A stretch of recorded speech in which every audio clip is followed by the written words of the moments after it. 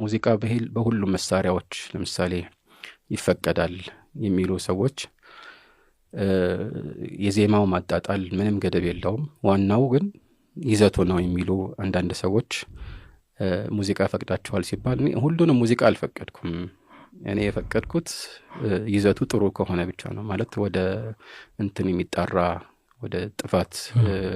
የሚጣራ ይዘቱ ከእስላም ህግ ጋር የሚጋጭ ከሆነ እኔ አልፈቀድኩም እኔ የፈቀድኩት ይሄን ነው ይላሉ ሐቅ ነው ንግግሩ ግን ይሄ መባል የማያስፈልገው ነገር ነው ለምሳሌ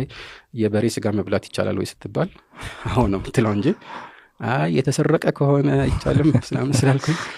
ሁሉንም አልፈቀድኩም ነው አትልም አስሉን ነው እኛ የምናየው ማለት ነው ይሄ እንዲህ አይነት ገደቦች የታወቁ ስለሆኑ መነገር ያስፈልጋቸው አልሙሂም ያው አንደኛው ገደብ ይሄ ነው ይዘቱ ማለት ነው የሚታየው ሁለተኛው ገደብ ደግሞ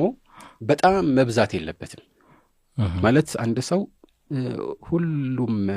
ትኩረቱና ወይም አብዛኛው ትኩረቱ ጠዋት ማታ የሚያነበንበው የግጥም ስንኞችን ብቻ ሆኖ حتى ከቁርአንና ከዚህ ከግጥም የተሻለ ትኩረት ሊሰጣቸው የሚገቡ ነገሮችን እንዲተው ወይም ከግዴታው እንዲዘናጋ በሚያደርግ መልኩ በግጥም ውስጥ ከሰረጸ ይህም ተገቢ አይደለም ይከለከላል ማለት ነው ለዚህ ነው መልእክተኛችን አለይሂ ሰላቱ ወሰለም في الصحيحين ባለ ሐዲስ ላይ لا يمتلئ جوف احدكم قيحا خير من ان يمتلئ شعرا ይላሉ አንዳንድ ዘገባዎች ላይ قيحا حتى يريه ይላሉ ያንዳችሁ ሆድ በግጥም ከሚሞላ መግል ሞልቶት حتى የሆድ ቃውን ቢያበላሸው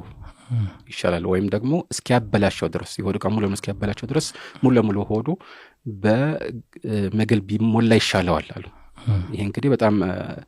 ነገሩ ከባድ እንደሆነ ያሳያል ማለት ነው ዞሮ ዞሮ እንደ አስል እንደ መሰረት ካየ ነው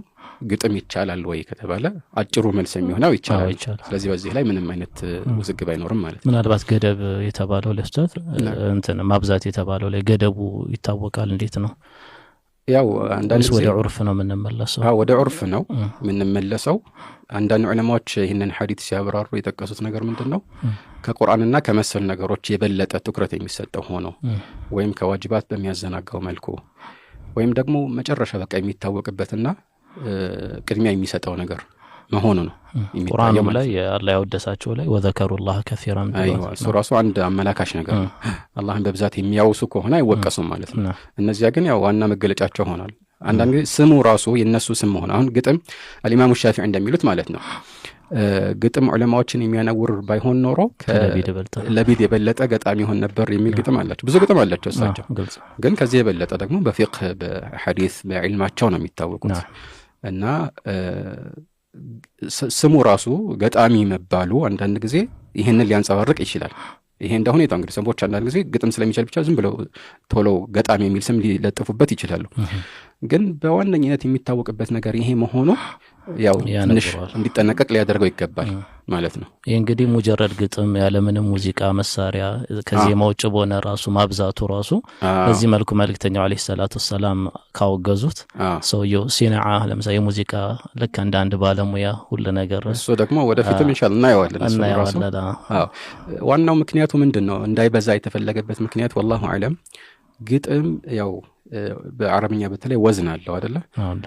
ሚዛን አለው ማለት ዝም ብሎ የፈለከውን ቃል መሃል ላይ ማስገባት አትችልም ቤት መምታት ብቻ አይደለም የሚታየው እንደገና ደግሞ ቤትም ይመታልና አንዳንድ ሰው حتى የማያምንበትን ነገር እንዲያምን በሚያደርግ መልኩ በጣም